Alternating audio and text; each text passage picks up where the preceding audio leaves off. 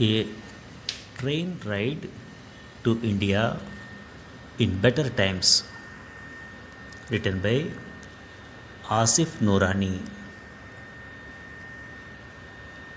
Some stories from my past are still clearly etched in my memory.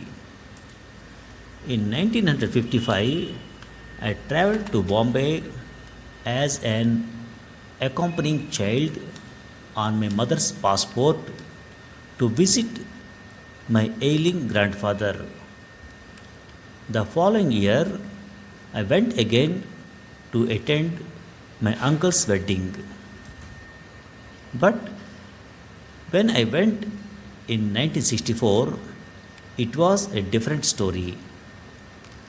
I was a 22-year-old MA student who had a passport of his own by then. In those days, two types of passports were issued to Pakistanis, one exclusively for traveling to India, and the other an international passport to travel to other countries. It was not easy to get the international passport. When you did finally possess one, you discovered that it had a list of countries rubber stamped manually to which you could travel to. On my preceding two trips to Bombay, we sailed on board the steamship SS Sabarmati. When I traveled on my own in 1964, I decided to do something different. I took the Lahore Amritsar train this time, which was later given the name Samjhauta Express. I was excited for the long ride and the adventures that were in store for me. I went by train from Karachi to Lahore and then to Amritsar. From Amritsar, I took the Howrah Mail to Lucknow, from where I took another train to Allahabad. Finally, from there, I got onto an express train to Bombay. In those days, one could buy a return train ticket for any destination in India from Lahore. For Indians, a return ticket to any place in Pakistan was available at the Amritsar station. But I bought a one way train ticket because I wanted to sail back from Bombay to Karachi by the good old Sabarmati. Back in the day, getting a visa was easy. Whoever applied for it was granted one. However, the visa fee was high. It was rupees 15, which was a third of one way journey by ship between Karachi and Bombay. Visitors from both countries now pay rupees 100, which is perhaps the only fair aspect of the tit for tat relations between the two states. Passports and visas used to be handwritten. My 1964 passport had one mistake. The clerk cum calligrapher who filled every entry neatly with a felt pen had forgotten to add the letter I at the end of my surname, Noorani. I protested, but the man at the counter told me the changes could only be made if I paid an additional rupees 10. What made matters worse was that it would take 2 days to get the job done, since the assigned person had a lot on his plate. But one of the agents who liaised between the applicants and the passport office staff overheard my argument. He informed me that the correction could be done for rupees 2. I readily agreed to it since it was much less than the sum I was told to pay initially. My passport was taken to the relevant clerk who used the same pen to add the missing letter. The arrangement suited all three of us. The trip from Karachi to Lahore was uneventful, which was in contrast to what was to come on my train ride to India. After going through immigration and customs, I boarded the Amritsar bound train. Before the train started moving, a woman stepped into the compartment escorting her father, who walked by the help of a stick. She said that he had to go to Shahjahanpur in Uttar Pradesh because her eldest sister was gravely ill. The worried young woman was looking for someone to take care of her father since his escort changed his travel plans at the last minute. I agreed to escort him since I was going in the same direction. The train to India moved slowly. It briefly stopped at the Wagah platform where the Pakistan Railway Police exited from the train. The borders were not marked by barbed wires, nor was there a gate on either side of the railway line. I could see birds flying over the border. There was a stray dog going from Pakistan to India. Slabs fixed quarter of a mile from each other marked border. It was only when passengers saw Sikh farmers working in fields that they realized they had entered the neighboring country. Soon after, the train stopped at Attari, the first Indian railway station when you are coming from Pakistan. At Attari, the Indian railway policemen boarded the train. Their uniforms were strikingly similar to the ones worn by the policemen who had left behind 10 minutes earlier. The red uniform of coolies at the station in Amritsar was no different either, nor the call of tea stall bearers. They chanted Chai Garam the same way. There was, however, one difference. Their tea was served in disposable clay cups. As the train halted, I saw people rushing towards the immigration counters. I couldn't because I had to help the old man on his feet. I was compelled to walk slowly. In those days, the concept of senior citizens' privileges did not exist. With so many passengers on the train, just 3 counters for everyone arriving at the station were not enough. The only concession I was able to get was to let the old man sit on a bench while I stood in the line holding 2 passports in my hand. But by the time the entry visa was stamped on our passports, the Howrah mail had steamed out of the Amritsar station already. But I was reassured we could travel on any train with the ticket we had bought from Lahore. That was a relief, though a short lived one.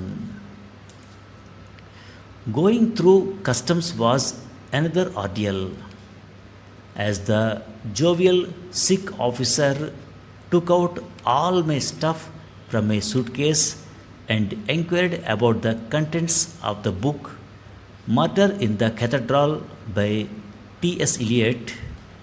The Sealdah Express had also left. I was at my wits' end, but our coolie sympathetically told me that the Kalka mail would take us to Ambala, from where we could catch another express train. The Kalka mail departed late and made an inordinately long stop at Ludhiana.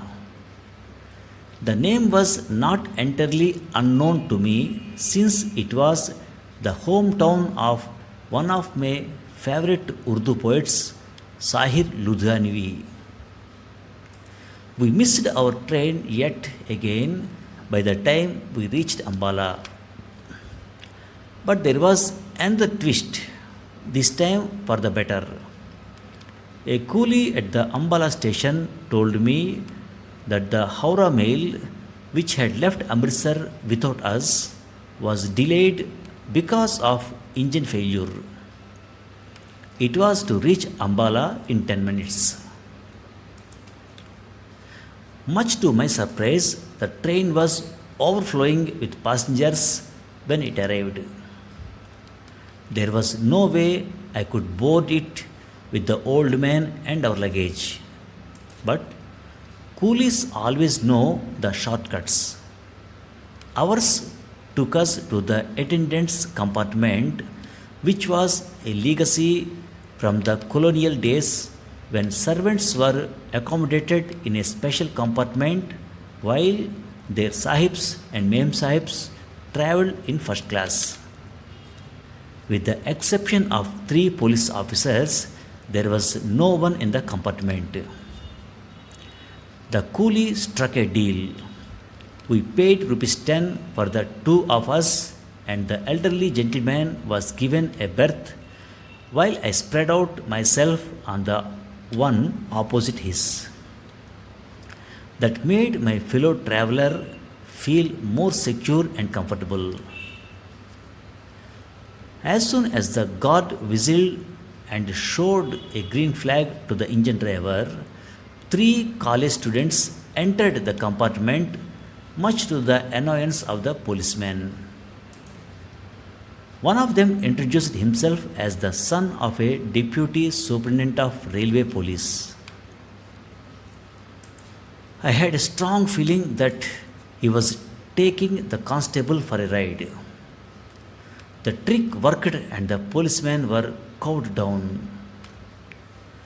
I did not want to reveal my nationality, but suddenly the old man asked, "What time did we leave Lahore?"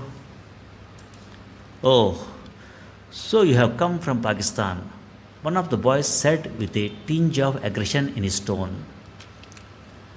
"You must have celebrated Panditji's death," he presumed. The Indian Prime Minister, Pandit Jawaharlal Nehru, had died a month or 2 earlier.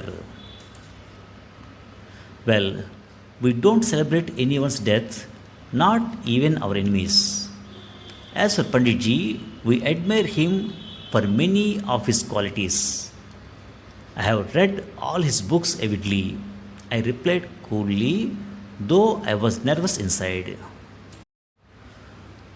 We could have easily been thrown out of the moving train with or without the consent of the policeman. What books did Panditji write? They asked each other. Like most of their counterparts in Pakistan, these students were ignorant about books. When I gave them details about the discovery of India and glimpses of world history, they looked at me in awe.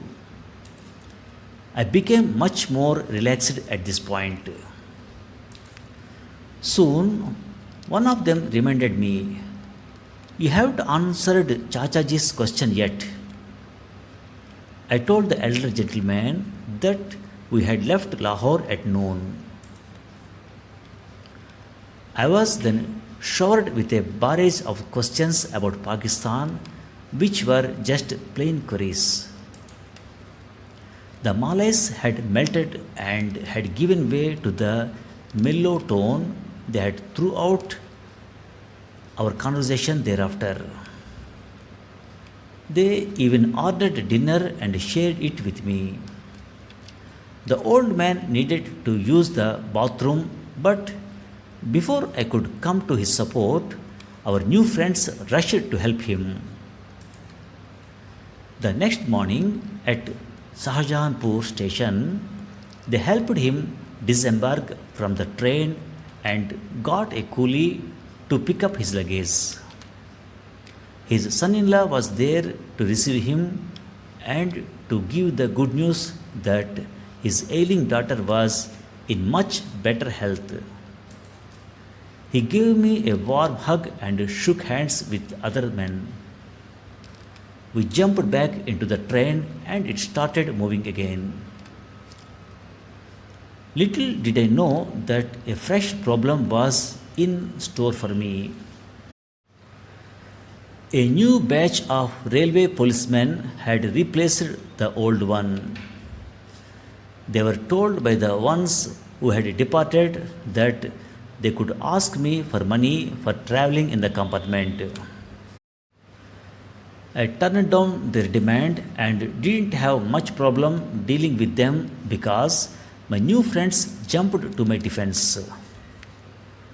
He is a guest from Pakistan and this is not the way to treat a guest. You ought to be ashamed of yourself, said the young man, who repeated that his father held a high position in the railway police. He will come to receive me and then you will have had it, he threatened the officers.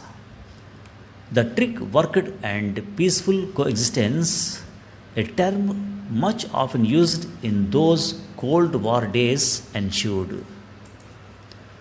The officers were interested to know the salary structure of their counterparts in Pakistan, but were disappointed when I told them that I was not sufficiently equipped to answer about their pays and perks. All I know is that their uniforms are the same as yours, I said, which didn't seem to interest them. I hope they are less corrupt than our cops, one of the young men said. It was not a query. He merely wanted to tease the men in uniform. As the Howrah mail steamed into Lucknow's Charbagh station, I was given a warm farewell by the young men. They had also bought breakfast from an earlier station for me, but not for the policeman. Surprisingly, the policemen became friendly too. They helped me find a coolie and warned him not to charge more than the rate etched on his metallic armband. The boys took down my postal address and promised to write to me. But even the warmest relationships built during train journeys don't last. No letters were exchanged. But certainly the memories remain, at least for me. Thank you for listening.